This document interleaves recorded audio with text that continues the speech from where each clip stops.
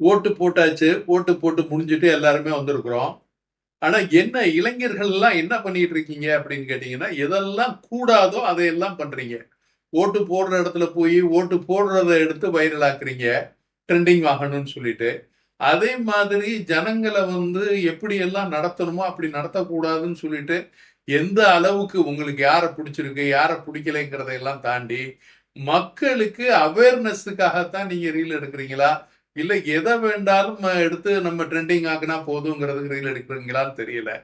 அதே மாரி குழந்தைங்கள்லாம் இன்னாருக்கு ஓட்டு போடுங்க, அன்னாருக்கு ஓட்டு போடுங்கன்னு சொல்லி, எல்லாரையும் தூண்டி விட்டு ஒரு மாதிரி அதாவது பைத்தியங்கள் மாதிரியா எல்லா வேலைகளையும் செஞ்சு அதையெல்லாம் ட்ரெண்டிங்ல விடுறீங்க. இது எல்லாமே வந்து மக்களுக்கு அவேர்னஸ குடுக்காது. இளைஞர்கள் வந்து ட்ரெண்டிங்ல போறதுக்கு எத வேண்டாலும் செய்வாங்க.